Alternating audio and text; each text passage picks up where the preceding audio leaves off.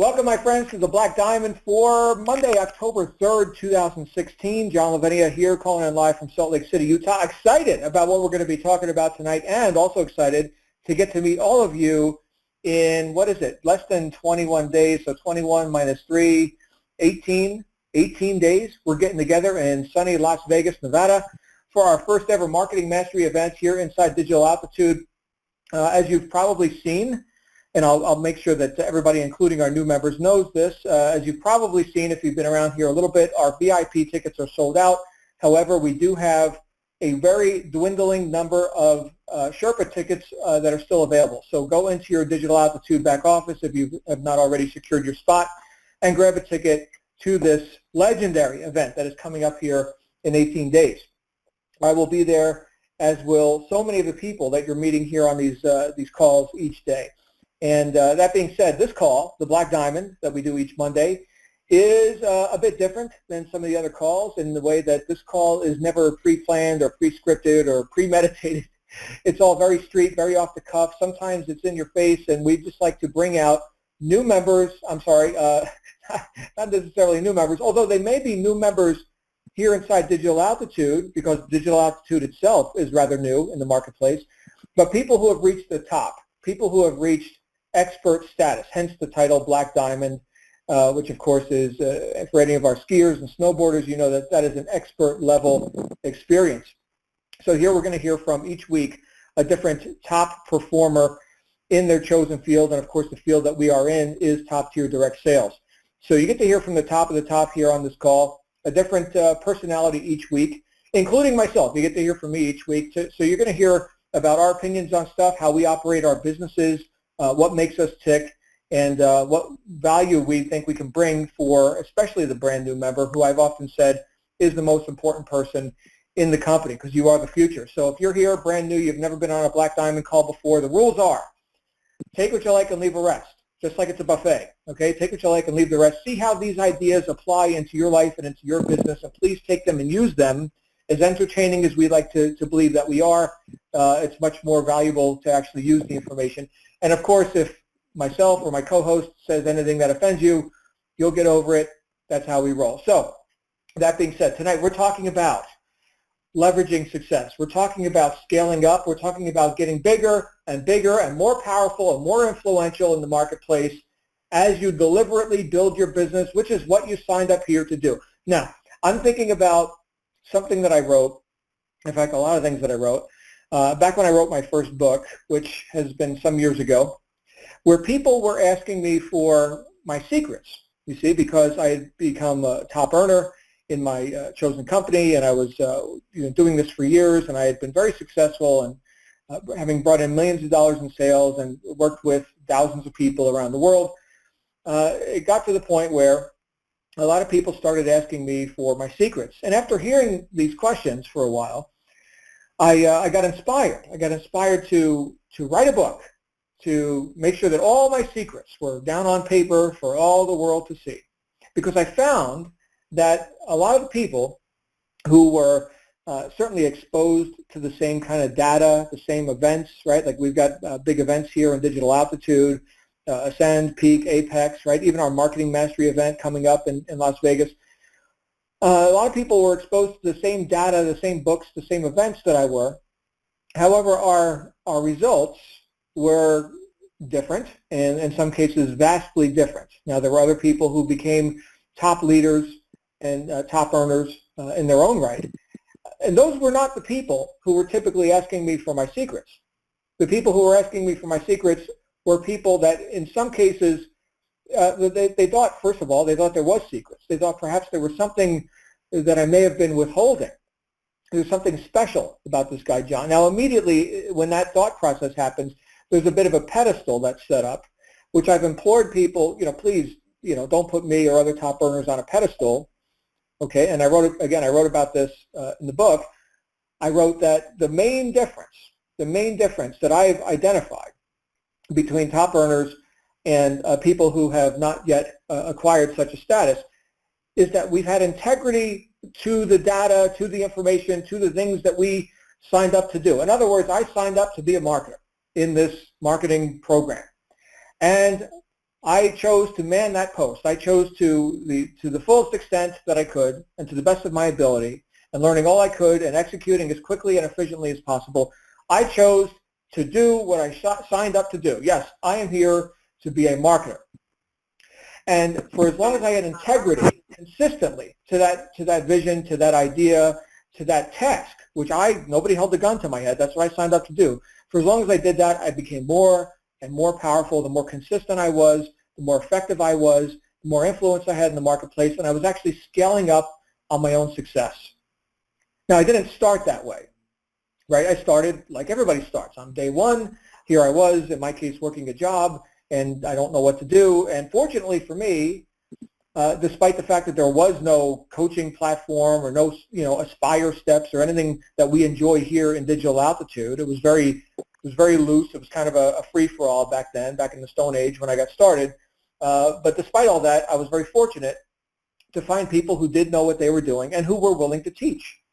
And these also were people who had integrity to not only the vision, but the tasks that they had signed up to do. So I could simply model what they were doing. And the people that I sought, and I've told this story several times, the people who I sought to model them, and I sought to find out what they were doing, how they were scaling up their business and their success. These were people making more money than was even my goal at the time. Okay, so I was able to model people who were making exponentially more money than I was, and I was able to shorten the learning curve by simply having integrity to what they showed me to do. Was it comfortable? No, it wasn't comfortable. After all, I was starting from the position that I was in, right? You don't know what you don't know. But now what we've got here with Digital Altitude, a systemized and streamlined approach to this whole industry, this whole top-tier direct sales industry, which changed my life all those years ago. And my friends, I've never had to go back to a job, right? This is a very, very big thing. Once you get it, because you've got the willingness to get it and apply yourself to whatever degree you must to cause yourself to be one of those influential people in the marketplace and to cause yourself to, in many cases, earn more money in a month than most people earn in a year. And that's where you can go with this. So to help us with this topic tonight, I've got a guy who I've gotten to know over the last couple months who's been around this industry as well. And in fact, you've gotten to know him on our Friday Inside Digital Altitude calls. Here's the guy who manages that whole operation and causes this whole community to come together each week on Friday mornings, where we get to hear from seasoned veterans as well as new members alike what's going on, what's working in your business, and share the message of Digital Altitude with our members, our new members, and our guests each week on Friday. And that is, of course, Ryan Thomas. Ryan, welcome to the call. How are you, my friend? I'm so good. So glad to be here. Fantastic. It's great to have you on a Black Diamond call. Usually we're together out there on Friday mornings and, managing the crowd and all this. Now it's just you and me and, of course, all of our listeners. And I think people are excited to hear about what makes you tick and how you scaled up your business to the point where you're this leader among leaders here. So it's all yours. It's all mine. Well, it's all ours, right? I mean, that's it's a little bit different being on a Black Diamond call, right? Normally, I'm so privileged to be that voice that allows to facilitate your stories, the stories of our members. And so it is a little bit different to have the microphone turned around on me and for the spotlight to be on me a little bit. So for those of you who are nervous, if we're in a group here, you raise your hand if you get nervous speaking in public. And I'm sure everyone's hands will go up. It's the most common fear. For those of you who haven't heard that statistic, more people are afraid of public speaking than they are of death. It's literally the most feared thing in the world. And so I just want to give a shout out to all of you who do step up and are willing and brave enough to share your success on our Inside Digital Altitude calls on Fridays, because it is those stories, and those stories of everybody from the people who are just coming in and just finally getting their first tiptoe into the idea that, wow, I can be my own boss. Wow, I can do this. Can I do this? Can I really do this? To the people who are saying, I was here 4 months ago, and look, the call we had on last Friday, gentleman is in here for 4 months, is doing multiple 5 figures, in a short amount of time. It's a very short amount of time to get up and get going. And those kinds of things are possible when you learn, when you are willing and able to see success and then leverage it. So I guess that would be, you kind of, this is kind of a forum. And so I guess if I were to have to share, kind of off the cuff, like what was it that allowed me to leverage up to the point to where now, and I guess it might be helpful for those of you who haven't had a chance to I guess not a lot of people here necessarily know me, so maybe it might help if I shared a little bit about my background. I actually started off as a college counselor, believe it or not, of all things. I was a college counselor. And I was a college counselor, and at the same time, most people don't necessarily know this, I was also had one foot in the streets of being a homeless teenager because I enjoyed, in case you can't tell, I'm a natural-born salesman, and I've always enjoyed the freedom that salesmanship has afforded me in the world, even when I was living on my backpack in a skateboard, traveling around. And so I literally used professional, I had the hardest time as a youth seeing myself be successful. So if we're talking about starting from the bottom, talk about starting from a place where I was of not even seeing myself someone who was even capable of having a job, somebody who was even capable of worthy of existing. I only saw myself as only being worth this. And I changed that from that, and I used this same process that I hope, if there's any one thing I guess I could expound to you tonight, is that you can sell yourself on creating happiness, joy, success, income, money, purpose, fulfillment. You can sell yourself on overcoming bad habits. You can sell yourself on overcoming anything that's holding you back, any negative emotion, anything that's holding you back from succeeding in the past. You can sell yourself out of that. You can sell yourself on doing what it takes, and that's effectively what I did. And I learned to leverage every sale. Every time I sold myself on spending another day selling door-to-door instead of going back to panhandling was a victory that I celebrated. Every time I sold myself on doing something that I didn't want to do is kind of what it was, a success that I could document. And that was really what it came down to. I realized that my thinking was so off that I had to learn to sell myself on all the good things that I do. I had to learn to sell myself on doing small things that I didn't want to do so I could create successes. So think about you guys, and you're doing your steps through the Aspire system. You come in and you do a step. Celebrate the fact that you did that step. Take some time to give yourself a pat on the back for doing something that the average person isn't going to do. The average person out there who's complaining about their lifestyle, they didn't sell themselves on the idea of giving it a shot the way that you did here. You sold yourself. Something about Michael Force, about this program drew you, and you sold yourself on that. And so as you're starting to go through the steps, it's no wonder that doubt is going to creep back in. There's just no doubt. Like, it's going to happen. Doubts, fears of failure. You know how many times that I wanted just to give up and go back to panhandling and being a Dharma bum in the world, going from city to city, because it was so much easier. But I was able to, because with every sale, I was able to see myself in a better light, to the point where literally I sold myself into the idea of being a college counselor. And I started off with this online university in 2000, 2001, and early on in the days when online education wasn't really respected the way it is, as much as it is now it's prolific. Now it's everywhere. But back then it wasn't. And so I had to sell people on the idea of taking information and applying it, leveraging it, creating that for themselves. And you wouldn't believe, I don't know if I've even told this story to you in full, John, but, I used to come home from a shirt and tie, playing Mr. College Counselor, advising people on their careers, their futures, what was the best way for them to make money while finding purpose in life. That's really what I was doing all day long. I was coming home from that, pretending to be this professional person, throwing on raggedy clothes, grabbing a didgeridoo, that Aborigine Australian instrument that's all wah, wah, wah, that thing, and grabbing on my skateboard, going down to the college campus area and hanging out with all the homeless kids and playing didgeridoo for spare change. Because my mindset was one foot in the street, I was using professional development to get my brain to see myself in a different light, because if I could sell myself on just showing up as a counselor one more day, if I could help one more person, then every person that I helped, I was helping myself. I was selling myself. Every time I sold them that they could become someone better, I was drilling that into my own brain, that I could continue to become someone better. And lo and behold, day after day, year after year, and I was there for years. I was there for, by the time I left there, when I was almost 30 years old, I had been there for about 8 years, so almost a decade, into my 30s at 28. And so at that point, I noted that I'd been there almost a third of my life as a college counselor and in that organization, growing this organization. I ended up getting a letter of recommendation from the CEO of this company, which is the largest educational conglomerate in the history of mankind.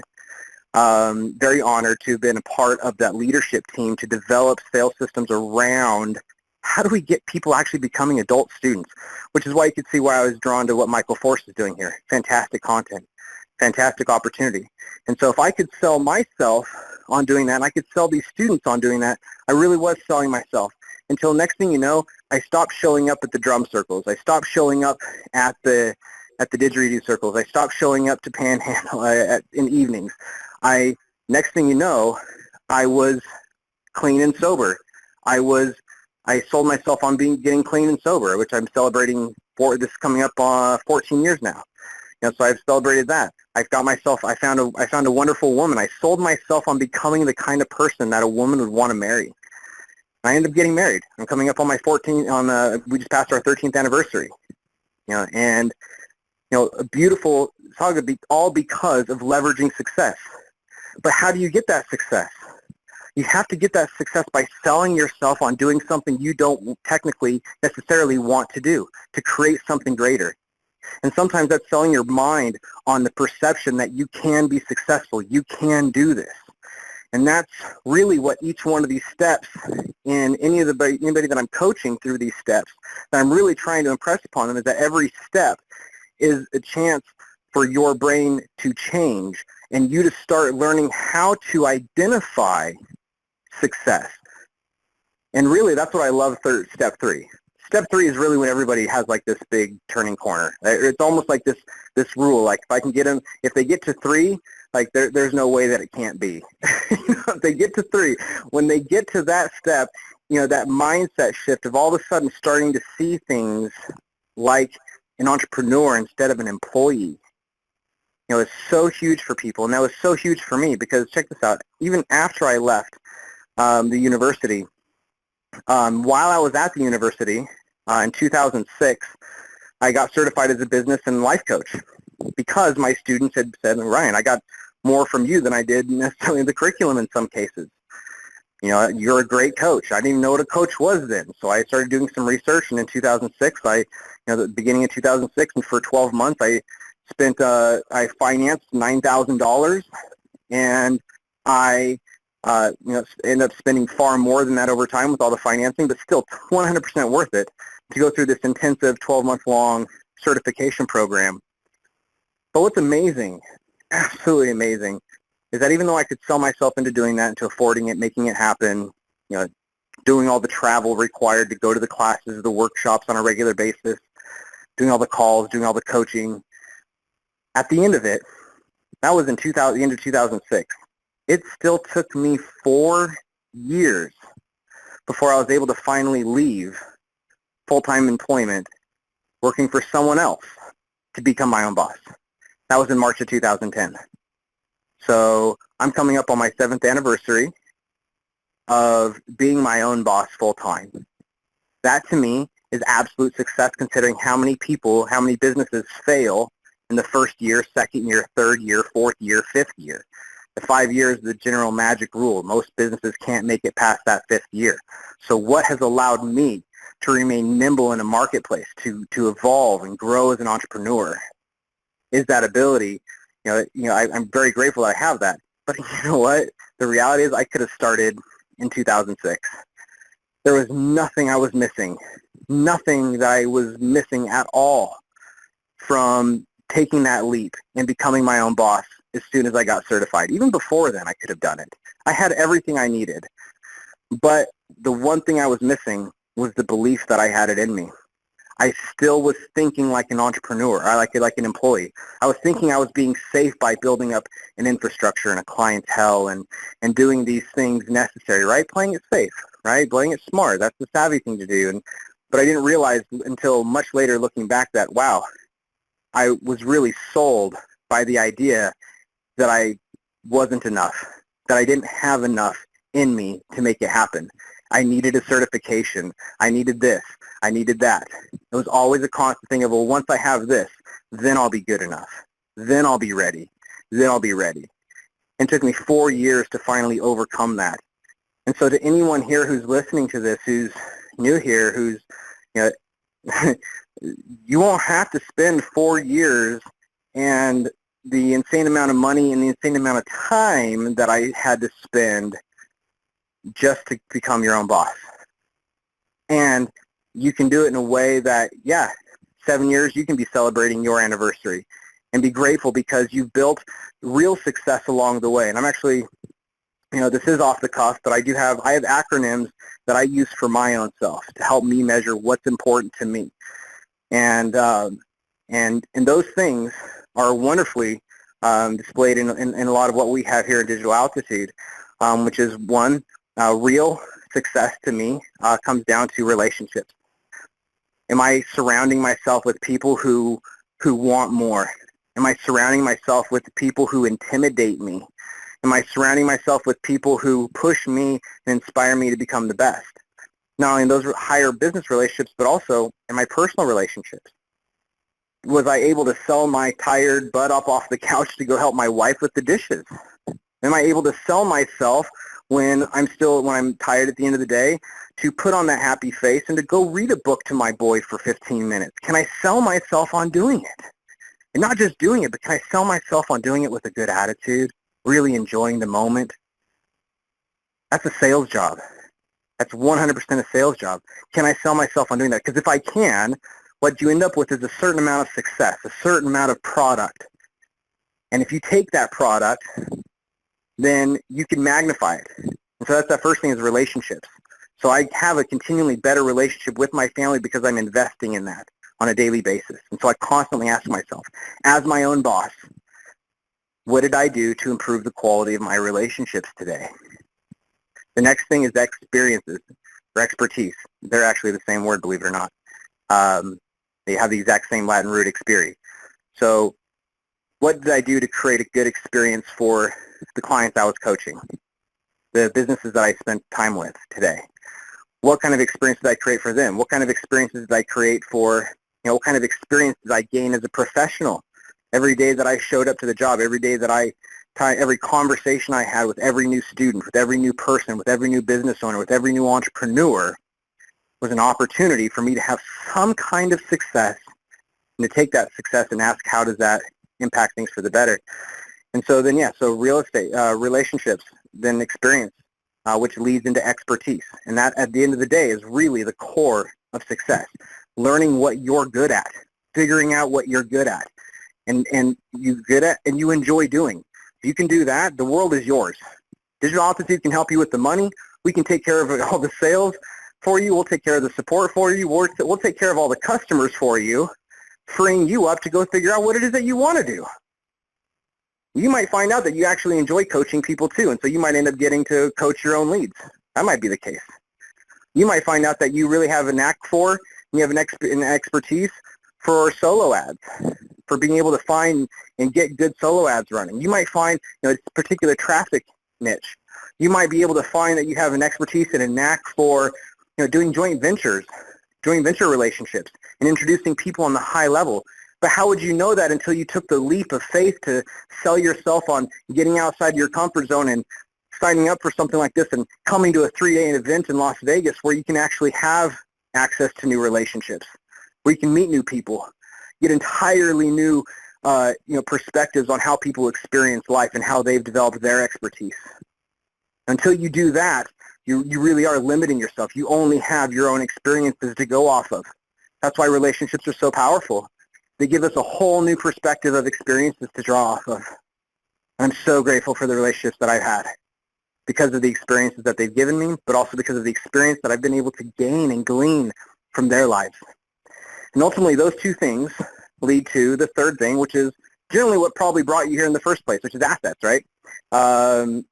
Being able to make money, have real assets, have things that, money, real estate, have, have the list, have a following, whatever, you deem as your asset, that you can be building that. And that's one of the most important things that I guess I would really, and if there's any one tactical thing that is really important for people here, and that's when it comes to your assets and leveraging those, that you take Michael Force's advice in the videos and you reinvest your profits. When you go out there and you spend some money and you make a little money, you don't take that, you don't do what the average person do. What the employee mind is going to do is say, oh, awesome, I can go get that Xbox. Oh, cool, I can go take my family to dinner. I can go take my friends to dinner. I'm going to go out to the movies. I'm going to go do this. I'm going to go buy this. That's what the employee would do. An employee gets a bonus. An employee gets a little bit of extra spending money, and they look for ways that they can spend it. But an entrepreneur looks at that and says, I just spent $1,000 and I put $1,500 in my pocket. How can I spend $1,500 now so I can put a little bit more of my $2,200 in my pocket? Now I've got an extra $700. How am I going to take that and build that up and build that up and build that up? So this concept of compound, of reinvesting what you've been given, is very clear to understand when it comes to money. It's one of the harder things to do, mind you. It's one thing to do that, but it's really hard. I've been there. I know what it's like when, oh man, you all of a sudden have this big check. I've sold 5-figure domain names, and I get that check come in. It's like, oh man, I want to go spend that.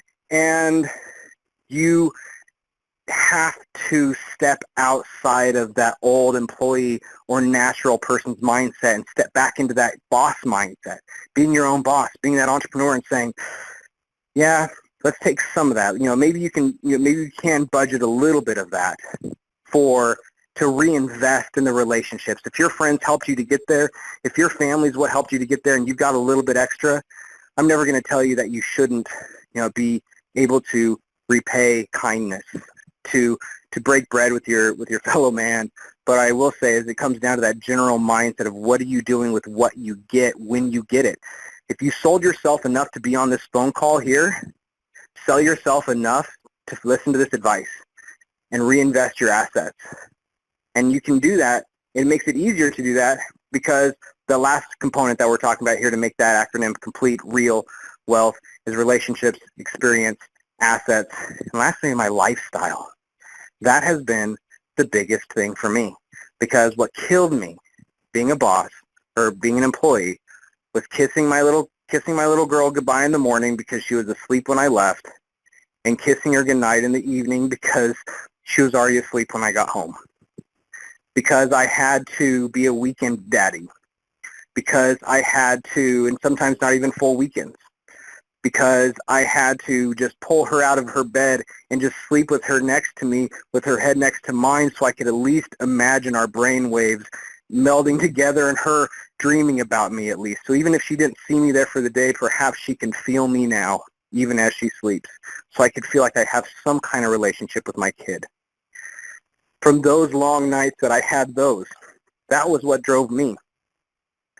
And so for 7 years, I have a boy who's 5 years old now. My oldest girl, she's 11, and so for half of her life, I've been there for her. I wasn't there for the first half, effectively. Thank heavens, her mom is a full-time mom, and that's the one promise I made to my wife when I quit my jobs, and was that my entrepreneurialism would have to pay for itself. She would never have to work to support us, that she could stay a full-time mom. And she's been a fantastic mom to them. I'm so grateful for her.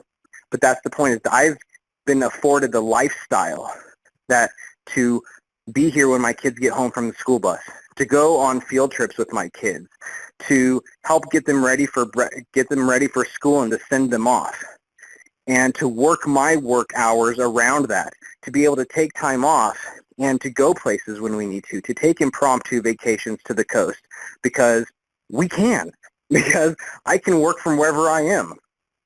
And so I guess at the end of the day, in a couple of steps actually, Michael talks a little bit about journaling.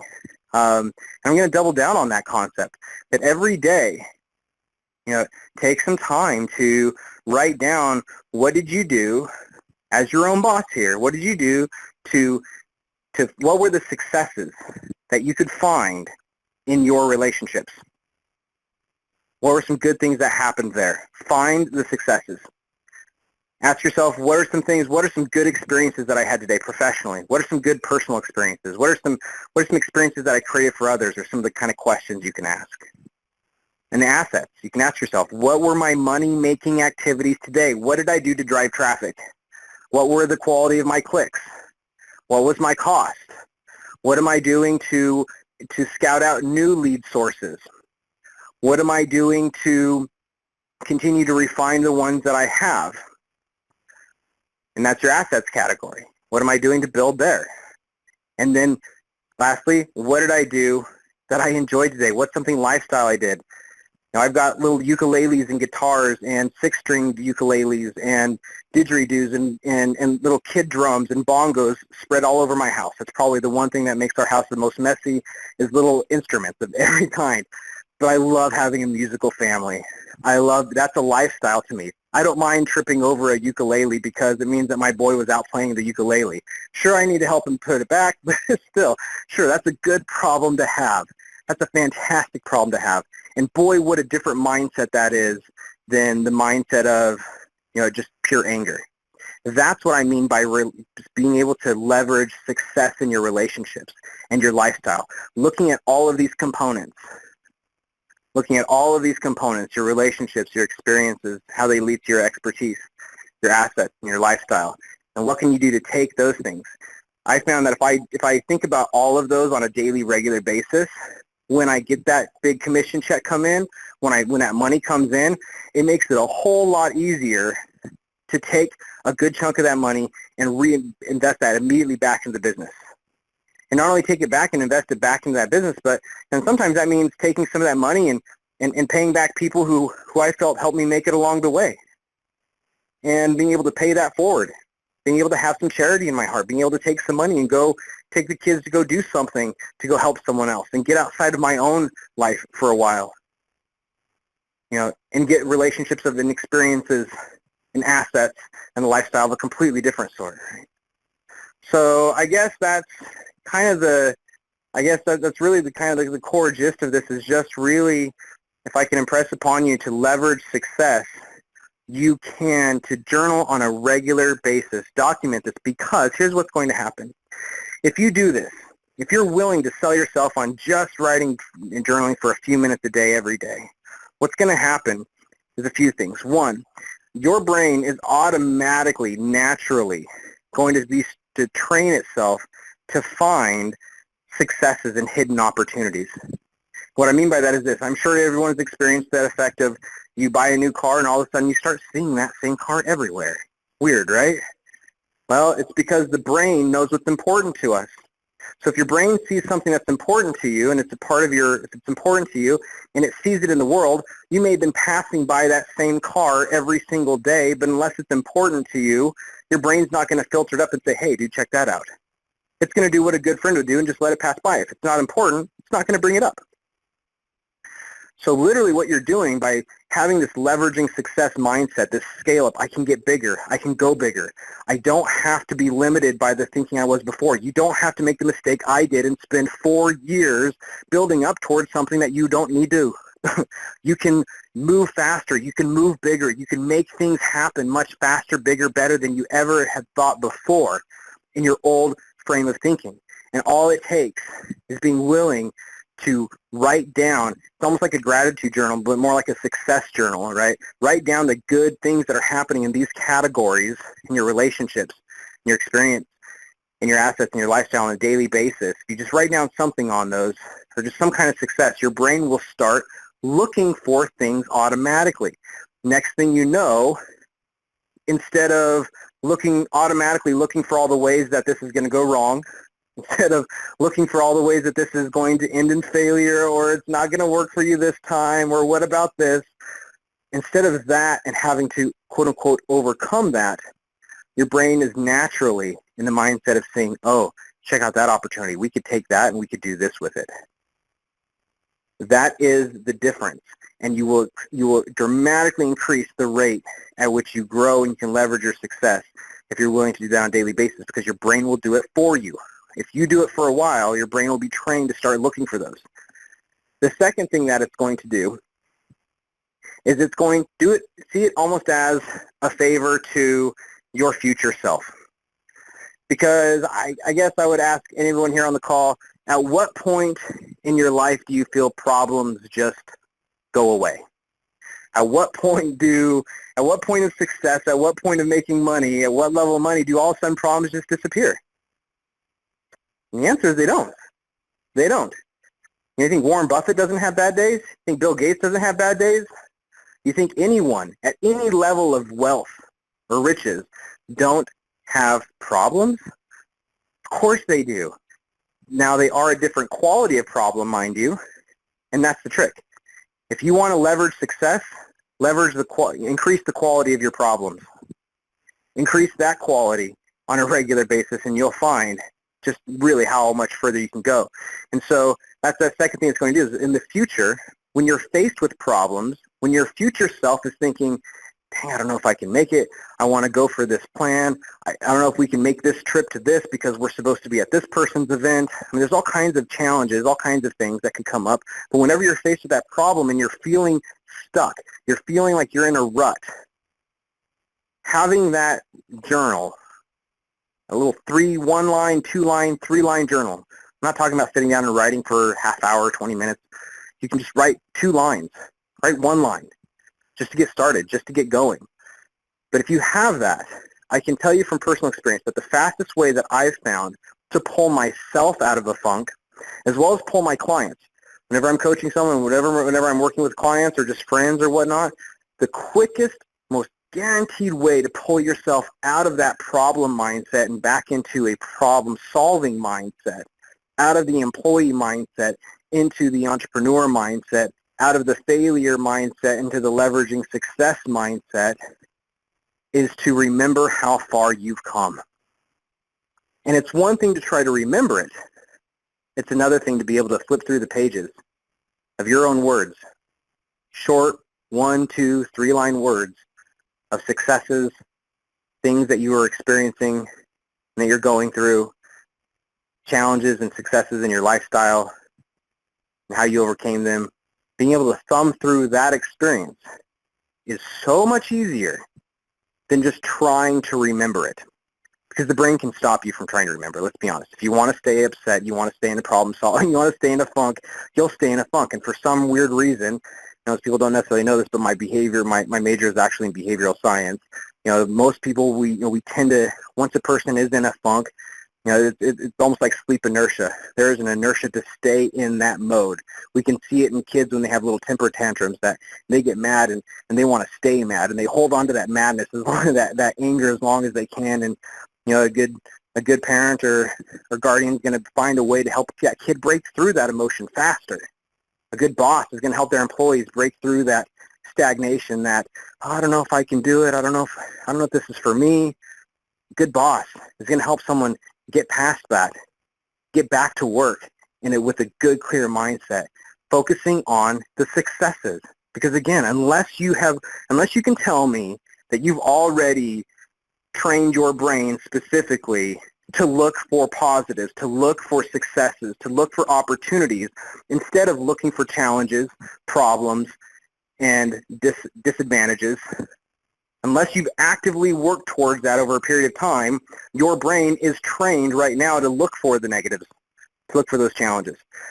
So this is an opportunity, this is my invitation to you to do your future self a favor and give your future self that opportunity to not have to try to remember how far you've come, but to be able to flip through some pages of a book and just clearly see how far you've come. I still have some old drawings and some old things that I did when I was, it's still in that semi-homeless phase and working my way out. And those, if I'm ever in a really bad state, I can go look at those. And nothing pulls me out of it faster and back into a problem-solving mode so I can get back to leveraging success. You can't leverage success. You can't think about how you're going to scale up if you're thinking I'm screwed. If you're thinking everything's done for, there's no way I'm going to pull out of this. I don't know how I'm going to make it happen. Geez, Apex is $30,000. That's a lot of money. I don't think I'm ever going to be able to make Apex happen. Well, maybe someday I can make that happen, right? Quit lying to yourself. Start seeing the fact that it can happen a lot faster than you realize. You can get there. If you're not thinking that, then you're thinking in the wrong capacity. And you can work past that. I'm not saying you're wrong if that's where you're at. I'm just saying this is an invitation to change that. The fact that you're here on this call, you're still listening, the fact that you're willing to just take 2 to 3 minutes, a couple times a day perhaps, just to write down some things in a positive light to help you reinforce that so you can identify those successes as they happen in your life so then you can leverage them. If you do that, I would love it if between now and between Las Vegas, when I get the chance to see so many people there, I'm looking forward to the hugs, I'm looking forward to the handshakes, I'm looking forward to the stares and the teary eyes I'm going to get from hearing the students, the clients here that I've worked with in Digital Altitude, and the people from these calls. Once I get there, I have that to look forward to as well. So that's the other way that you can pull yourself out. That's the other reason why doing this on a regular basis will help you, is because if you can see how far you've come in that amount of time, it allows you to start realizing, wow, I can do a lot more. Look at this person. Look at that person. Look at what we are doing together. If you start learning that skill set of looking back to find the successes in your daily life, if you start seeing that money coming in, if you're willing to risk what it takes and you're willing to do what it takes to go make that happen, and you're smart about it, absolutely. You can take that, re-leverage it in a smart way, and you're going to learn every bit along the way how to do it better and better and better and better. And just like John said, we are marketers, which means that we have learned the art and the science of people, of what makes us tick, what makes us jump through hoops. And what's so funny is education and marketing is no difference. There is no difference between what a good teacher does and what a good marketer does. What a good teacher does is it gets students to get outside of their comfort zone and do something that they are not necessarily comfortable with, but they realize if they do it anyways, boy, is it worth the sacrifice. Boy, is it worth that work. Because what you understand afterwards makes all the difference. Like John said too, you only know what you know. Right now, as you're hearing me based off of all your current experiences. After you come to Vegas, after you go through the rest of the Aspire steps, after you get to Rise, and you go through that training, you go through the base training, after you work with a scale-up coach, after you go through these things, you're going to have a completely different perspective because of the experience you gained along the way, the relationships you gained along the way, the money, the assets that we gained along the way. And if you're real careful to how all those things pool into helping you create the lifestyle that you really want to make happen for yourself, then not only will you be the kind of person who would show up in Vegas, even if right now you think it's impossible, but you change your mindset and you find a way to make it happen. And even if it's not this event, just moving forward, just that concept. If you can find a way to make that happen, not only would you show up to that event, but you would show up as the right kind of person at that event. You're going to show up with the right kind of mindset to leverage the success in the room. You're not left just leveraging your success. If you get good at this, you learn to leverage the success of others. And that's the heart of Digital Altitudes. You're leveraging what Michael Force has built. You don't have to invent the product. You don't have to figure out a funnel that works. You don't have to figure out how to filter out the people that aren't a good fit and filter up the people who are. You don't have to figure out that art of follow-up and getting sales reps, getting support reps, getting everyone else to manage all that. And being from someone who's built multiple sales teams, who's built call floors, yeah, it's a lot of work. It's a lot of work. You have no idea how much work it is on just That component alone, let alone if we're talking about the systems to manage it all, if we're talking about the support staff that has to interact with those sales reps, with everyone there making that happen, let alone when you're having to deal with continuing to evolve and refine the content as Michael Force continues to add value to these programs, the new, and that's what we're seeing here, is we're seeing that. And so that's why I can tell you, you stand at a wonderful opportunity to be able to isolate and focus on the primary skill set of being a marketer, of being a professional inviter. All you have to do is figuratively tell people, I've been through this training. I think it's amazing. I know you'll get a lot out of it. You're not saying go try this training. Why? Well, because I want a commission. You're not saying that. You're saying go check out this business training. Why? Because I've been through it. It's amazing, and I know you'll get a lot out of it. It's only a $1 trial. Go check it out. Well, I have this question about it. Wow, what a really good question. Go sign up for the trial and ask your coach. That's literally all you have to do. Good question. Go ask your coach. Defer to us. Where else in the history of any kind of opportunity do you have the chance to step into an existing operation, existing business like that, and leverage the success of other people? Now, that doesn't mean that it's obviously your business is just going to take off and grow on its own. You still have to do what you need to do, right? You still need to be a marketer. You still need to get people invited to try that trial. You need to get them to do that. And so that's where, so thank heavens, that's all you have to do. Because if you had to do that and everything else, no wonder why so many businesses fail. No wonder. Having to do that and everything else is ridiculous.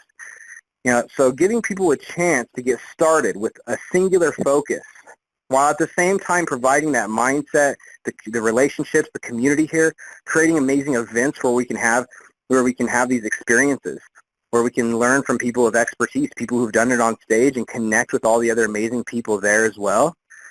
So we can, take our assets, build it, grow, take what we've taken, take what we've earned, and leverage that. Make the most of what we've earned so we can earn more. And why? Because we want that lifestyle. We want it. And if you want it bad enough, you will continue to fight to make it happen. And it can happen a lot sooner if you learn to leverage. I didn't leverage. It took me 4 years. So instead of my middle daughter, she was a couple years old when I quit, when I became a full-time entrepreneur, and about a year or so, 2 years old. I could have been there from the time that she was born. That's 2 more years that I lost with her. 2 years that I lost of not being there for her at those critical hours that I could have had.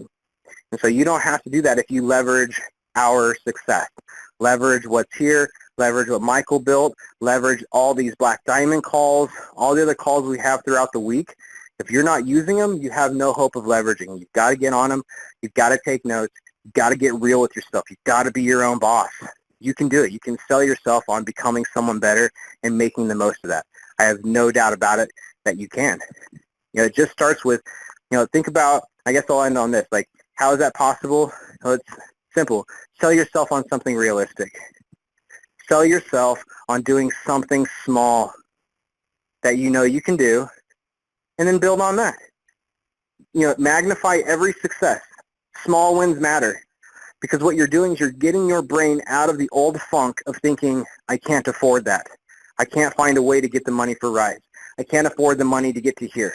I can get the money for rides, but I can't afford this. You're able to turn that automatic machine off and start asking questions like, how am I going to afford rides? How am I going to get to Vegas? How am I going to get to that next 3-day retreat? How am I going to get there? Instead of asking, I don't know how I'm going to get there. How am I going to make that happen? It's not just asking the question, it's where are you asking it from? And so to leverage success, I guess to kind of recap and synopsize, if you want to leverage success, first you got to spot success. You got to see it. You got to find it. You got to train yourself to find that success, to look for it. Because no one trained us on how to do that as kids. We didn't learn that in school.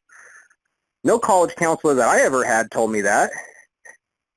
You've got to find that. You've got to spot that success. You've got to do something to make it happen. And when you do, you can absolutely build on it and build on it and build on it till next thing you know, you're looking back and you're realizing, wow, look how far I've come and look at where I'm at. And I can tell you, once you're at apex, once you're on the peak, the view's good. When you climb, that's why we climb. That's why we hike. Because once we get there, we stop, we turn around, we look back, and our minds are blown. And once again, we're reminded how much greater we are than we thought we were. I guess I'll wrap up on that. Ryan, my goodness. Only on the Black Diamond call, man. Everybody give Ryan some love. If you're joining us live right now on the chat roll, give Ryan some love. Ryan, I don't know if you're on console right now, but no, I'm not. Oh, what? You know what? Are you ready to write a book, or you got one in the works, or what? I do, yeah. As a matter of fact, I've had multiple in the works, and yeah. So yes, the answer is yes. Yes, I have one in the works. Because I was just thinking, this guy's got to have. You've got a book in you. You've got at least a book in you. That I'm just blown away. I didn't know all those things about your story. Panhandling, playing didgeridoos and stuff. By the way, are you going to bring a didgeridoo to Vegas? I guarantee if I do, someone out there is going to say, "Well, more like a didgeridoo." Guaranteed, it happens every time. They're fun, but they can be annoying. I know, I understand it, I get it, but yeah, it's not something I typically share too openly. I think some people, sometimes I look back and I have a hard time remembering it myself. But that's the thing is, when all of a sudden, when you walk away, like, I guess if there's one little point I'd pinpoint out here, it's like so many people, like I had some pretty bad addictions. Like I had some really bad addictions. And I had to sell myself on the idea that I wasn't an addict. I know there's a popular program out there, and I'm not going to say what it is, but it's one of the central tenets of it tells you that you're going to be an addict for life. And I think that you could do nothing more to harm someone's reality for themselves, because you need to see yourself as, I don't see myself as an addict, at all. I may have an addictive personality. I may have generally an addictive brain, but what I'm addicted to, that's my choice. I'm addicted to good calls. I'm addicted to good conversations. I'm addicted to my wife and my kids. I'm addicted to personal growth. I'm addicted to being able to journal in my penmanship and learning how to cursive write. Believe it or not, I know it's kind of odd, but it's a big passion of mine over the past couple of months is learning how to cursive again. But that's the thing. So yeah, it's amazing how far you can come, and so yeah, it's not something I typically like to share too openly. But I know this is a good community, and I know there's some people out there who need to hear that story. And I hope it inspires. If I can just inspire one person out there to step into an awareness that, wow, I don't have to be addicted to cigarettes. I don't have to be an addict. I don't have to be, like I was thinking before, I don't have to be a vagabond the rest of my life. That if you can picture yourself being far beyond, even if you can't see yourself at the heights of success, at least see the fact that there's something bigger than what you have now, and sell yourself on just finding out what that could be. Because I had no idea where I would end up. I had no idea where I would end up or how much success I would have. And that was the thing, is I just remained open to it. And that's the beautiful thing about sales and sales psychology is, we can sell ourselves into action. We can sell ourselves on making decisions and doing things that we don't necessarily want to do. And yeah, just like getting up on stage. Like sometimes it's, I actually love public speaking, because I love these kind of calls because they still make me nervous somewhat. But the fact is that nervousness is excitement. That nervousness means I'm alive. That nervousness means that I care. I really genuinely care. And I love the feedback that I get from people after I do calls like this and webinars and private presentations. And I've been very blessed to speak at some amazing events in the past with some amazing top-notch speakers. So shout out to all the gurus out there who have had me on their stage. Very blessed to be there with you guys and to be here with Michael Force and this crew and everything that we're doing. Yeah, it's great. And of course, it's going to be spectacular to be there with you and everyone else who's listening in right now in Las Vegas in just 18 days. So Why don't we do this? We've run almost an hour already, Ryan, and I know that there are plenty of people that would probably like to at least say hi, maybe ask a question. So I'm going to go ahead and open it up for Q&A if you're feeling up to that. Sure. Okay. So here's the thing, guys. We're going to keep it on topic. We're talking about this journey of scaling up success. We're talking about going from where you are to creating the lifestyle that you truly desire. So I'm going to go ahead and open the lines. And if we could share the time and keep it on point, that would be great. If you do have a support issue, definitely hit support, but this would not be the place for support issues. So stand by. Okay, and Q&A session is now engaged. If you'd like to speak with Ryan directly, you can click *6 on your phone or on your console app thingy there and raise your hand, and then we will go ahead and get you in queue. And who would like to be first? We do have a caller. Here we go. Hold on. Okay, wireless caller from 908 area code. You are live. Yes, hi, I'm Brian Altieri. I just recently joined, and I just heard that guy say about addiction. I was a heroin addict for 18 years, and I have just about a year clean. And I really am interested in earning money on this on the internet, and his I don't know, his story really hit home with me. Well, thank you. You know, congratulations first off on that time that you spent clean. It's amazing how, you know, and obviously clearly you're leveraging that success, because not only have you accomplished that, but now you're here with us and in a situation to where you can step up and share that with me. So so thank you, and I'll look forward to you know, feel free to keep coming out on our calls and jump on each one of these calls. I'm going to challenge you to hit that journal. You know, let me know if I ever see you at an event or you ever see me speak at an event. You know, come up and let me know. Hey, I was on that call. Hey, here's my journal. Check out my journal. Like, if anybody here if anybody here is impressed with what I say, journal, and then when you come to an event, bring that journal, show it to me. You don't have to make you read it to me, but just show it. Say, hey, look, I did it. What's your name again? Ryan Thomas. Okay, I'm Brian Altieri. All right, thank Pleasure, Brian. you. Fantastic. Thank you, Brian. Good stuff. We'll go to our next caller. Is Mien Udin. Am I saying that correct? Mien, you're live on the air. Hi, can you hear me? Yes. Yep. Hello, Ryan. Hi. Yeah, I was asking a question about your past experience. Like, so a time comes like when you have so much stress on your mind, so much stuff.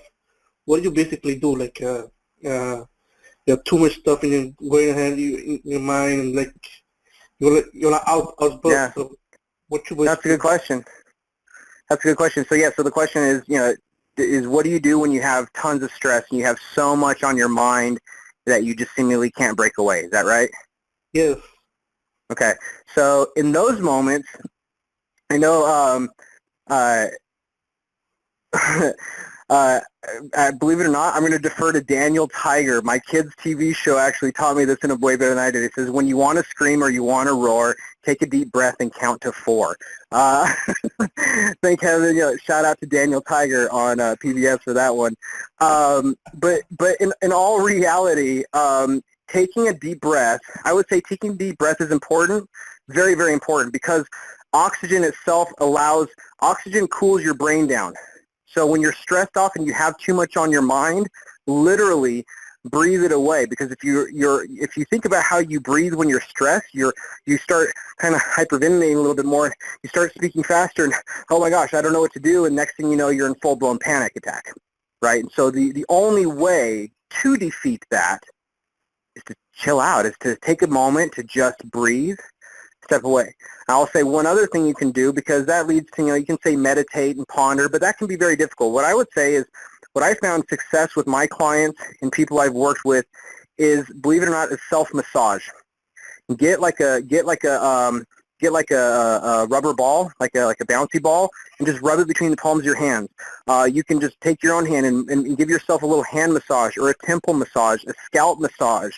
Do something to get your hands on your physical body and massaging your skin, doing something like that, even if it's like a light skin massage, just to get circulation going.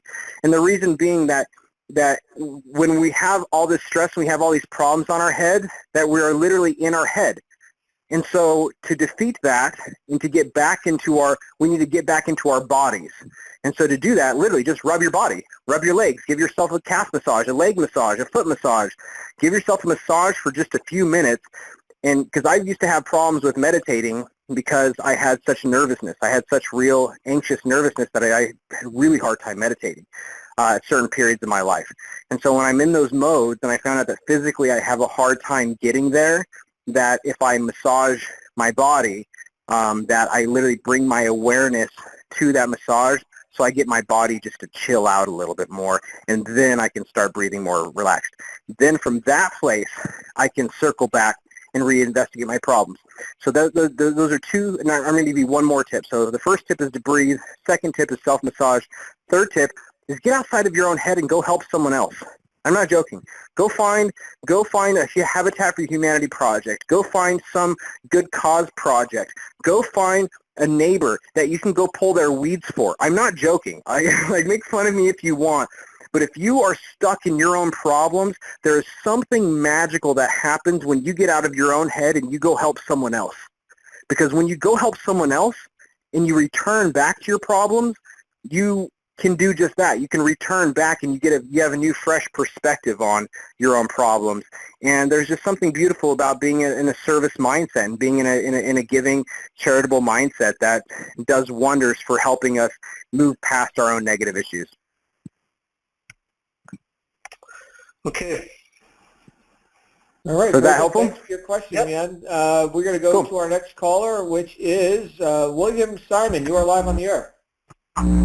Yeah, my name's Bill. Thanks for sharing everything. But one thing I got is I'm going to do a separation, custody things, and stuff like that.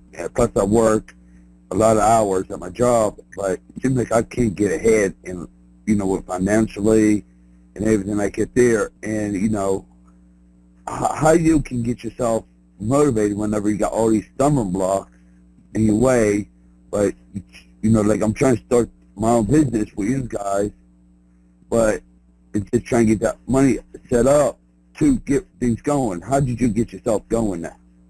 Sure. Great question. The first thing is going to be to be aware of the fact that money can come from unexpected sources. There are ways of potentially getting credit. There are ways that money just falls in our laps. There are ways that things like that happen. Good luck happens to people. It just does. And so the first thing I would say is be open to that happening. Because if you're not open to that happening, it's probably not going to happen. So that would be the first thing is overcoming the mindset of thinking that it's not going to. As long as the more time you spend thinking that it's not going to happen, the less likely it will. Simple as that. That's just a very real raw mechanic. Now, above and beyond that, what you can do is focus on the things that you can do.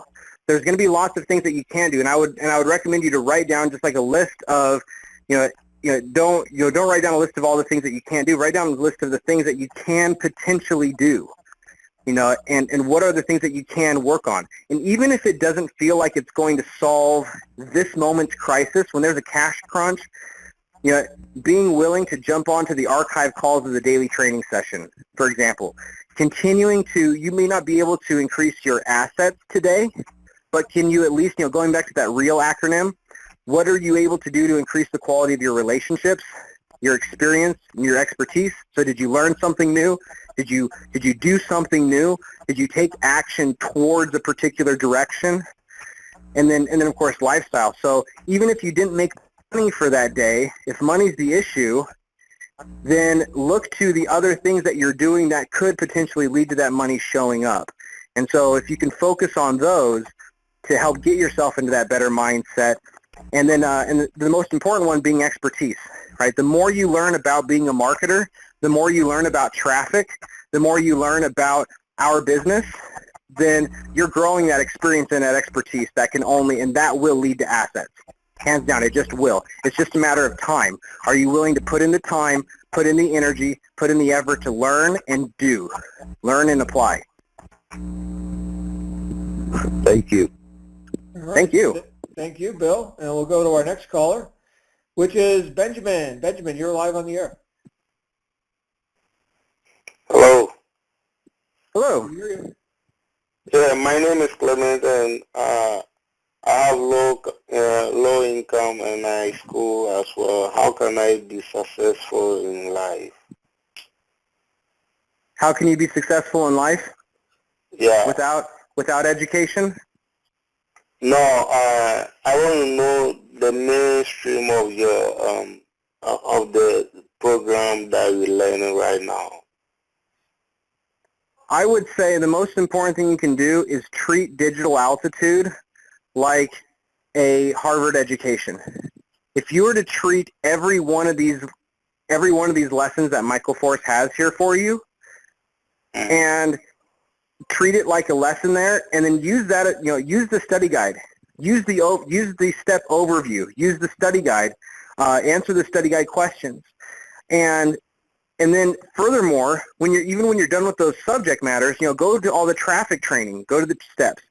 When you're done with those, then start looking at the subject matter that Michael's talking about and start doing Google searches. Start reading up more on these subjects. If you're still not clear, go back, but treat his coursework like it was college curriculum and really use the study guides. Listen to the audio, download the audio, and have it playing in your car while you're driving. Learn to, and I'll tell you this, I've learned that, I have a pretty decent presentation voice, and that's by choice. I worked very hard to develop my voice. And so if you could learn to just even recite and repeat what Michael Force is teaching in there and just read that out loud, I'm not joking. If you just did that, just that alone over a period of time, you would literally own that content so much that you would begin to find ways to implement and to move forward that you weren't open to before. So just spend more time, spend more time in being willing to look at that material and find ways to apply it to your life, and keep going back to it. Jump on these calls, be a part of the community, and I guess I would say at the end of the day, you have to apply those two key assets of an entrepreneur: hunger, or drive, motivation, if you will, which you have clearly. You're showing up, and then the other one is patience. A smart entrepreneur knows how to be both hungry and patient at the same time, because desperate marketers never win. Okay, so I don't own any business. I don't run any business. So how can I be a marketer? I'm a marketer. So how can you be a marketer? Yeah, learn all the different ways of marketing. Even if you don't, because there are ways to market without money. Even if you don't have the income necessary, there are ways of getting earned traffic. There are ways of going out there and building a following, building a blog. Michael even talks about those, right? Build a blog, do these things, and learn that skill. Keep doing the things that you can do that don't cost a lot of money. Otherwise you'll only have what you ever got. You have to try something new, and you have to be willing to either to get that traffic from earning it or buying it. So hope that helps. That's great stuff, Ryan. We'll go to our next call, but I did just want to say that this whole idea of immersing ourselves in this environment of success and picking up these little bits that we can model from the variety of people who've been where we want to go, that is the greatest accelerator I have ever found. Ryan, I think you and I were talking about this once where somebody asked me, well, John, how did you become a great author, speaker, whatever? And I was like, well, I've read lots of books. I've been to lots of seminars. Yeah. Some of it rubs off. I didn't invent these words. They were around before me. So yeah, great advice, Ryan. Thank you for that. Let's go to our next caller, which is someone from 985 area code. Who's that? Hello. Yes, who's this? This is Calvin. Hey, Calvin. You're live on the air.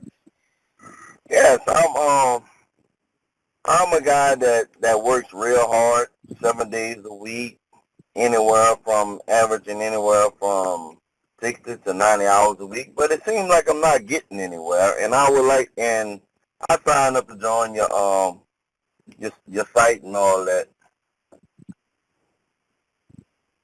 What step are you on in the Aspire program? What step are you on right now? I got through step 1 and step 2, and then step 3 has told me to get in touch with my coach. Okay. So I am going to, I wish I could remember earlier on the presentation that I said if you get to step 3, everything will, everything falls into place after that. Step 3 is really where things start coming together. So in this, I'm going to defer to Michael Force. I'm going to take my own advice and say, great question, Calvin. Go do your steps and ask your coach. go do the steps, because Michael Force does a very good job of answering a lot of these questions. And so, yeah, I'm just going to really encourage you to double down and get into those training steps.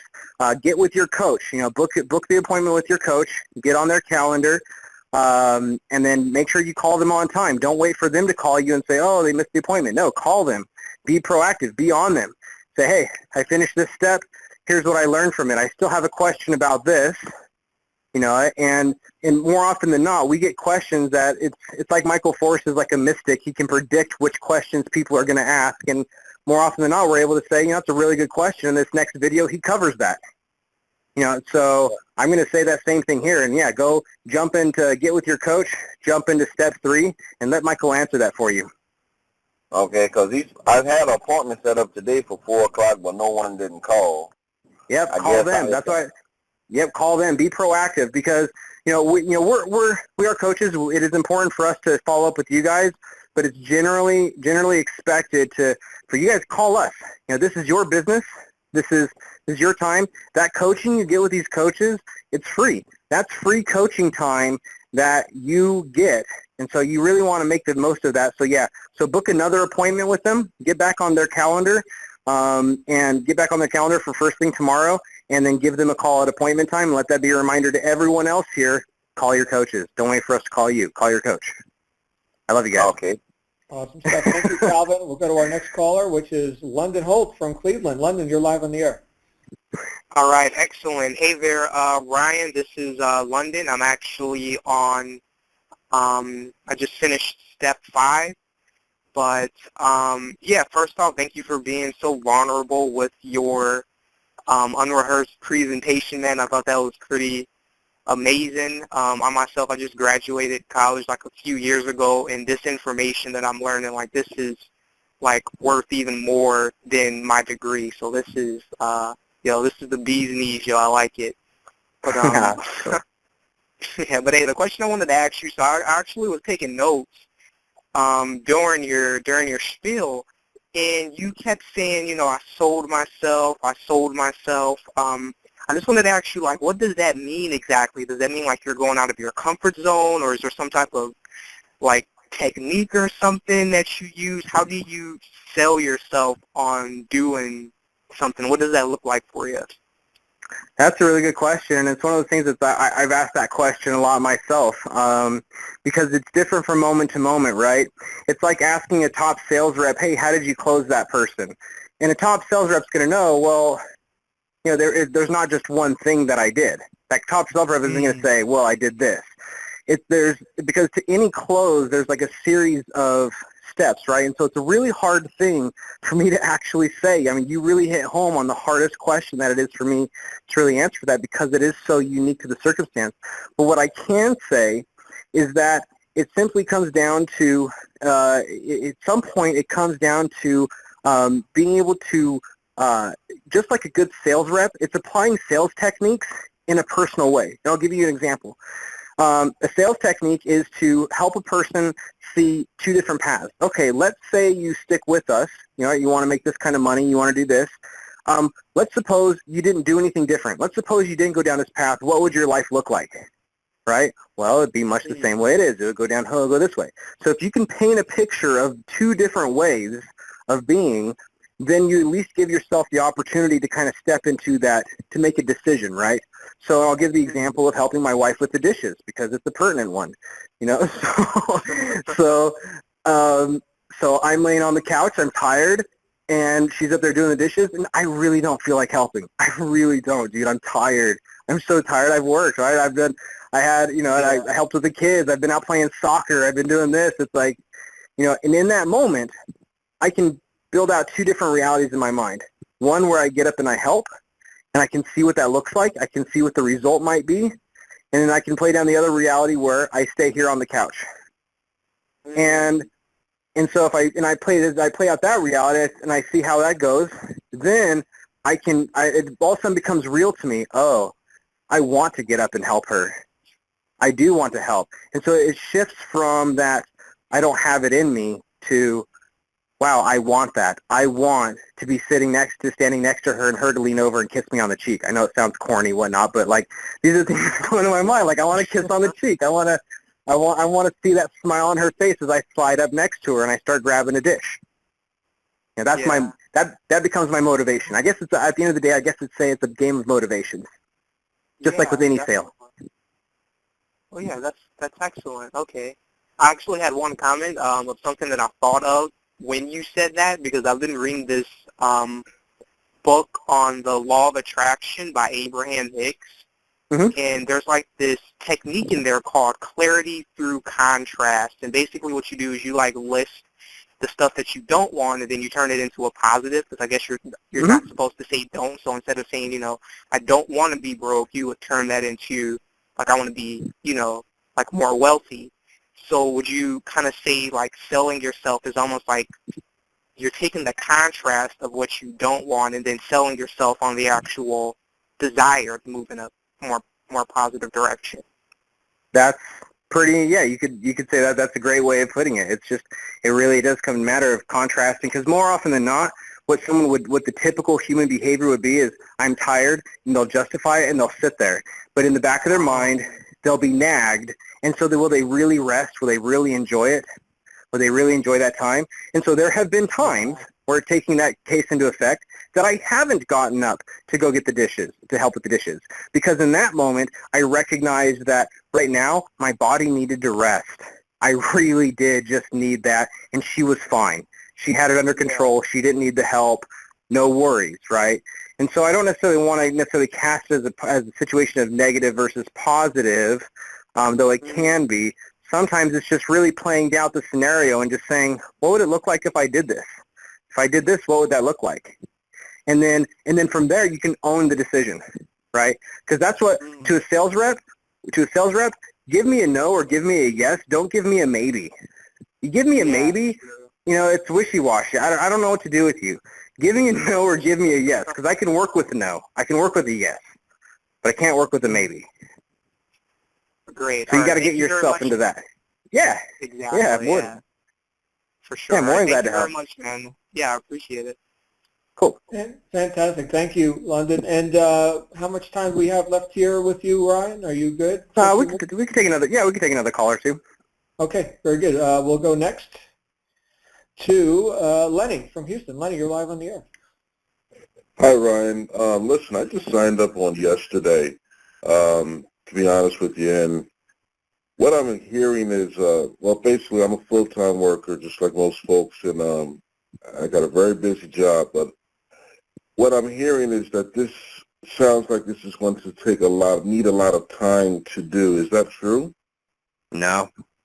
No, what I'm talking about here is, that's actually the beauty of this, is you don't have to go through everything that I went through, right? It took me a lot of time. It sure did. You know, but that's the beauty of what Michael Force has here, is that you can get up and just plug into something. You don't have to reinvent the wheel. You know, he's taken not only the product development, but he's taken the support, the sales, all the systems. He's taken all of that, the websites, off your plate. So the only thing you need to do, again, is be here to listen to these calls and be, as you're getting value from it, show up and learn and be a part of the community. So that way you're authentically, genuinely excited, and you learn how to, use the training to get the product out there, to be a marketer. And as you learn how to be a marketer, that's, we're all here because we don't like spending a lot of time working. Let's be honest. I'm a marketer because I don't like working, and I never work for more than an hour and a half to 2, maybe 3 hours in a row, because then it starts to seem a whole lot like a job. So I'll only work in small little stints. But that's even just working on the phone. On your guys' side of the equation, those of you who are coming in as just raw members, that's me as a coach internally here and part of the leadership team. But you guys, so I've got a different role here than the average person coming in. I've got a different infrastructure, and I'm just one of those guys that that I've been at this a long time. So no, that's the beautiful thing is all you need to do is listen to your steps. I think you mentioned you just barely came on, so each step is only like 20, 40, maybe 50 minutes long. So each one of those steps is only a little bit of time, but it's power packed with content.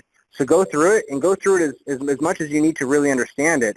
And then your coaching calls are brief, and as you go through that coaching process, you'll get real clear real fast as you work with your coach on just how easy it is to step in, start driving traffic. And there are ways where literally it's so extremely hands-off that you're basically driving clicks, and you're getting clicks happening onto your links that other people you're signing up people and getting commissions from people you've never talked to, and you probably never will.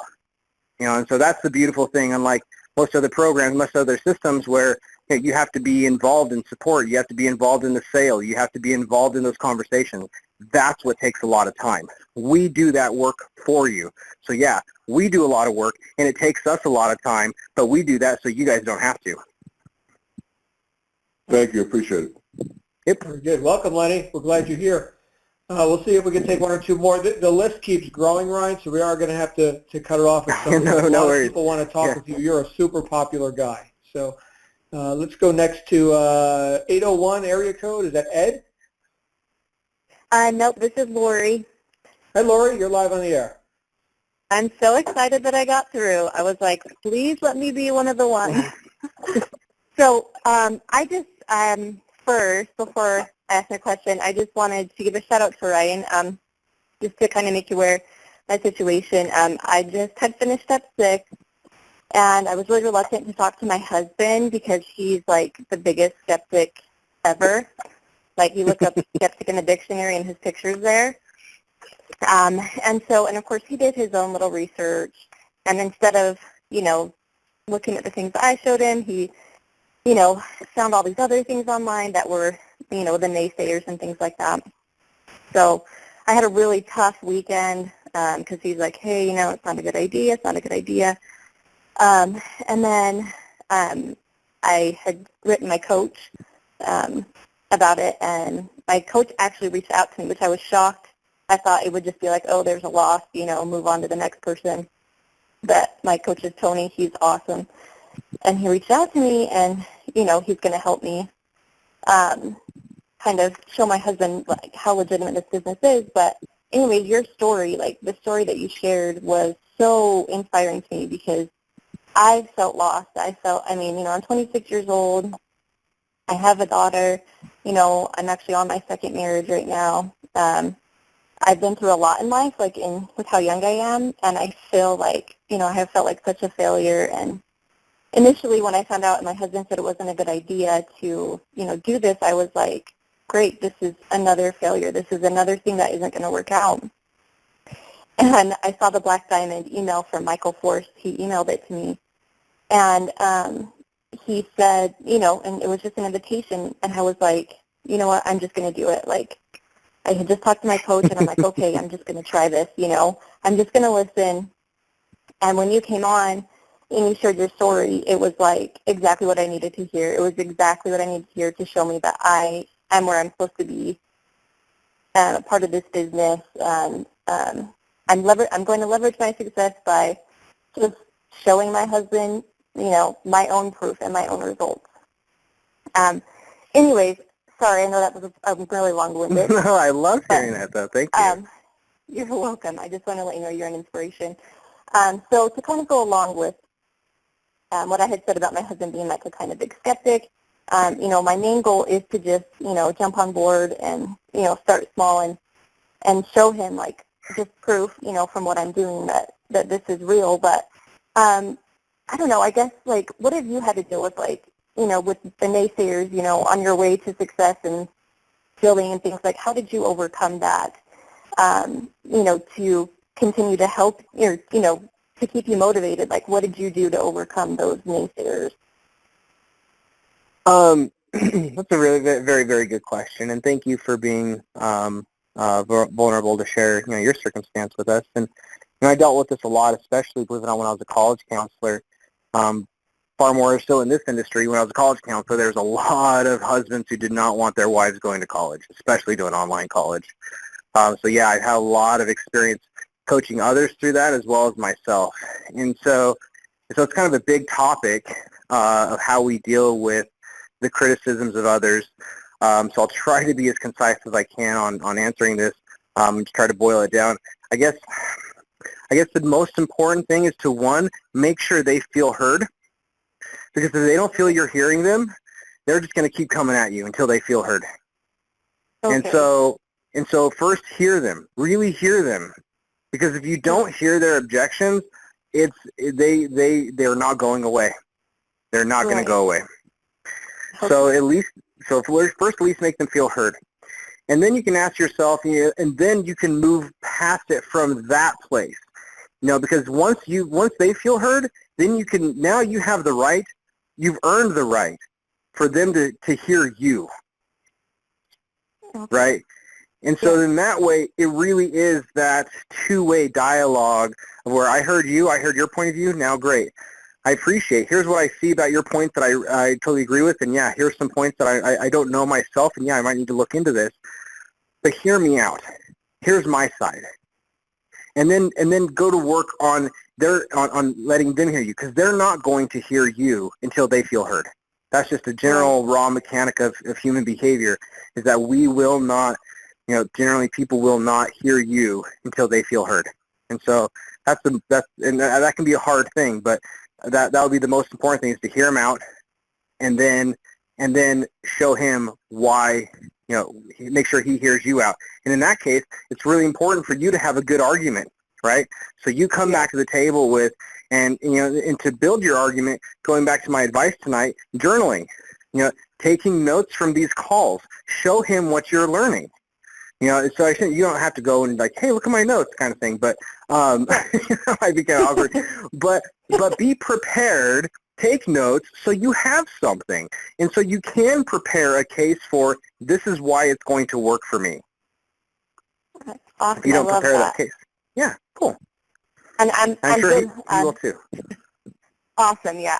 I'm a big note taker, so I actually never really, thought of it in that way. And of course, I'm always wanting him to hear my side, so it makes sense that I need to allow him to be heard and to feel validated. So thank you.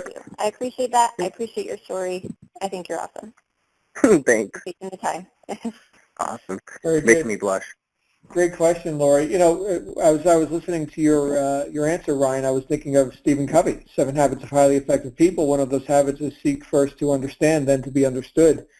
And that plays out again and again, doesn't it? Just the fact of acknowledging people and hearing what they have to say.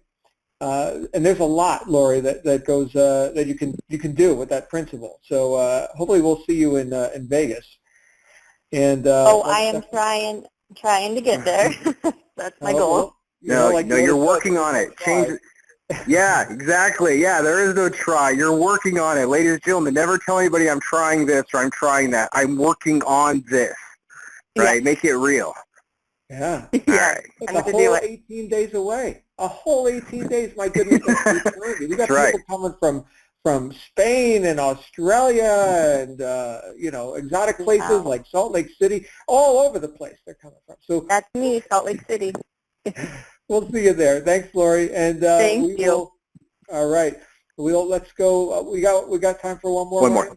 Okay, yeah, one more, and we're going in order, so it's not like we're cherry picking or anything here. We're just going in order. And last for this evening will be Randy. Randy, you're live on the air. How you fellas doing this evening? We're good, Randy. You got the last slide on the Q&A list here, so here you go. Oh man, the floor is mine. Couple things that I'm struggling with. One, how as a beginner to sell yourself on something that you haven't been successful at yet. Okay. What are the other questions? Lay them all out. Lay out your questions. I might be able to double stack them here. Double stack them. Yeah. How to be a leader and a coach. Okay. You know, I'm a very motivated person, so that's a goal is to help motivate other people and help them see that there's light at the end of the tunnel. So I want to, you know, my goal is to be a coach, but more importantly, I guess, is starting out an online business and seeing the potential in this is how do we sell ourselves without actually having experienced the success as the people who are teaching us. Sure. That comes back to that answer of hunger versus patience. Being patient enough to to wait for the result, but being hungry enough to start today. Taking action now. And so if you haven't already had that success yet, do something. Again, start small. You know, you don't go from 0 to 60 and asking someone to buy a high-ticket product. You have a funnel. You have a process, right? It's a series of smaller commitments. And so if you find yourself having a hard time making the sale to yourself on a big thing, what's a smaller sale? Sell yourself on researching different traffic strategies. Sell yourself on looking at, you know, blog platforms or figuring out WordPress for a moment or doing this. Sell yourself on finding a way on doing some credit applications and working on your building business credit so you can be prepared to scale up fast. So even though you may not have the money for traffic right now, you can be doing things to be building up business credit so that way you can get some business credit, get some loans to fund your business, right? So there's always things that can be done. They may not produce, you know, the money that's going to be here tomorrow or next week, which is generally what we want. But again, you know, being able to ask what is reasonable, what can I do, what are some things that I can do that at least move that ball forward, what moves it forward, and then as soon as you move that forward, next thing you know, you have a success that you can leverage, and success is addictive. You know, when you start having progress and you start learning this, you start learning that. You know, it's like, have you ever gotten lost in like a Wikipedia hunt, right? Like you start here and like next thing you know, you're like off on like this whole other tangent of Wikipedia, learning about something you never even thought you'd be interested in. Spend that same time and get lost in what it means to be a marketer and get lost in traffic strategies, get lost in mindset strategies to help yourself work on overcoming your doubts and your fears. Help yourself work on some energy management, because I can look back to when I was working a job and I was tired, to these guys, to the gentlemen earlier, gentlemen who were called in, and they're talking about, you know, working a full-time job, and at the end of the day, they're tired. Well, yeah, you might need to work on your energy management. You might need to, believe it or not, work on your diet. And that's the thing, is to look at, so to sell yourself on doing the things you can do to put yourself in a better position for success. You know, don't make it such a big leap to where, oh, I don't know what to do. I don't know how to make money. You know, break it down into the things that you can do. I started by, you know, getting an Instagram page, which I didn't have, you know, separate Facebook page, and going out exploring, you know, the local areas. You know, like I just got back from a trip to Miami. I went down there and, you know, hung out there, watched the sunrise, and you know, things like that. I'm able to get pictures so I could post on my Instagram, and cool. The things that I've done, you know, small trips that you know, things that I have been able to accomplish, you know, with the success that I have had. You know, I mean, I own my own business, but not online. So it's a completely different type of business trying to promote as opposed to what I currently do. You know, so it's just a completely different source that you need to pull from. And, you know, how important are reading these books? you know, the quadrant and the Cash flow secret quadrant. and all these 4-hour books, work week, and yep, all of them. 4-hour work week such, is actually reading that book. Yeah, those are all extremely, if you haven't already read them, if you haven't read the cash flow quadrant, if you haven't read the 4-hour work week or The Secret, you know, these are some of the key fundamental concepts in our industry. And some people might ask, like, what does that have to do with being a marketer and driving traffic? It has everything to do, because behind every strategy for traffic, like, we can do everything else for you. You got to handle that. But behind every strategy is the person. You know, it's like Michael Force has a perfect recipe here, but a perfect recipe is only as perfect as it's implemented, is only as perfect as it's followed. And so learning how to even just follow and learning how to step in the footsteps of others and not try to think, because I have some business experience, I know what I'm doing, and I'm going to add some milk. I'm going to make it fluffier. I'm going to add an extra egg, right? People tend to do that. Like sometimes people with some business experience are almost the worst because they tend to think they know. Whereas someone who comes in and they have absolutely no knowledge, they'll follow the steps more closely than someone who thinks they know how to cook and they're coming and doing that. So I'm not accusing you of that. I'm just using this opportunity to kind of throw that out to everybody that, yeah, like learning how to just simply be patient enough to listen to the steps, be hungry enough to listen to them, actively listen to them, not just listen to them passively and go, okay, that was cool, but use the study guides. You know, use the tools that are there. You know, Google the words he's talking about. When he's talking about this, Google it, right? What does that even mean? What are people talking about when he's talking about that? Go Google it, right? You know, kind of thing. And so in terms of the first question, how do you get going when you don't have that there before? Doing everything you already are, friend. You're already doing everything you need to do to experiment and to build that expertise, gain that experience in doing that. And so, yeah. And the second thing, in terms of how do you become a coach, how to become a leader, start documenting your successes, start documenting your failures, just start journaling. Really, that's the most important thing you can do at this point, because the more you learn to take events and to describe them in a relatively coherent way on paper, you know, it does something miraculous for yourself. It turns you into a reflective individual, much more so than anything else will. So when someone, and so in that way, if you can learn that art of reflection, you're going to learn more from every coaching conversation you have and every leadership encounter you have. You're never going to be able to fully prepare for every event, every encounter that you need to as a leader or a coach. But what you can absolutely do is make a commitment to, after every session, you know, asking yourself, what could I have done better? How could I have provided more value? What did I do amazing? Right? You know, like a good boss would sit down and recap all of that.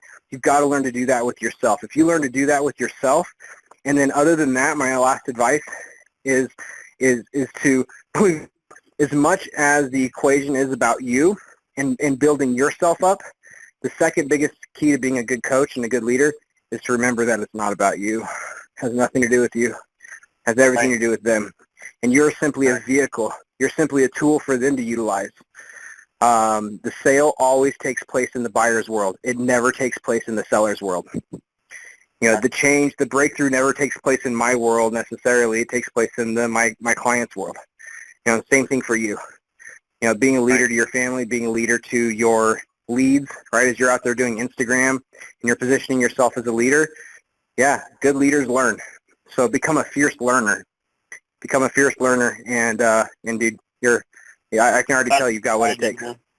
Trying to learn from the top people, and one of the biggest things I think that I've taken so far is trying to implement myself as to being around people that have more success than I do, as opposed to being the top successor. Because if you're the top successor, you stop learning, and you kind of can't stop learning.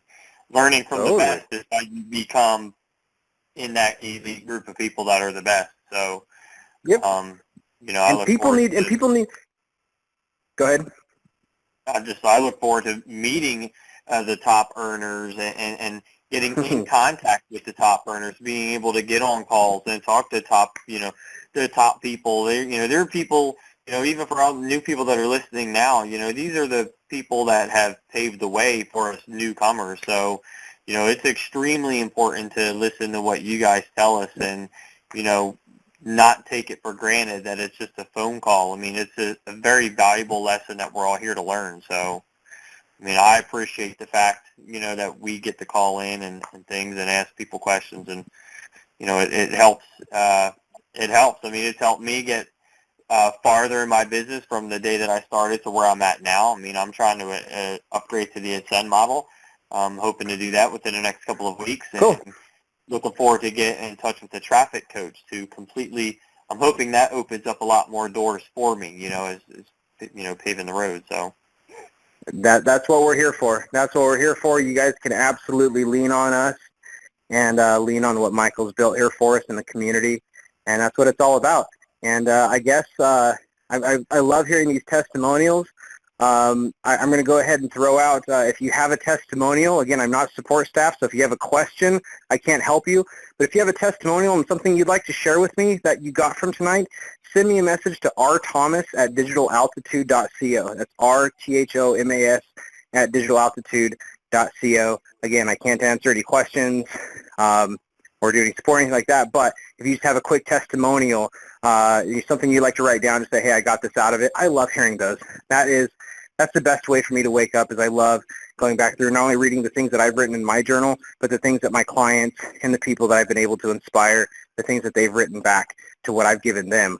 Nothing is more impactful to me. So thank you all for, you guys who made it on this long and stayed on with us. I feel honored to be here. Thank you everyone so much. All right, Ryan, I just wrapped up the Q&A session. Thank you for everybody who participated, and sorry we couldn't get to everybody tonight. Ryan, you're just a popular guy, and you know what, we're going to be there in Las Vegas, and I know Michael talks about hanging out at the, I guess there's a bar, right, where people can get refreshments and stuff. Well, I think you and I, do you drink coffee? I drink yerba mate. It's an herbal coffee. Oh, okay. Well, I think it's a whole other story. Yeah. Okay. I think you're going to be able to find me around the Starbucks, assuming there is one in at the event in Vegas. Because, like you, I don't partake of the fruit of the vine or whatever. But yeah, let's definitely get together, everybody, in Vegas in just 18 days, and buy Ryan an herbal coffee. If you appreciate it, they have them there today. Yeah. I'll take it. I'll absolutely take an herbal coffee. There you go. Since I can't buy you a beer, I'm going to buy you an herbal coffee. So very good. Ryan, thanks again. We'll see everybody on the wake-up call in the morning. And, of course, we'll hear you, Ryan, on our Inside Digital Altitude calls as well. Everybody, make it a great night, and we'll see you real soon. Bye for now.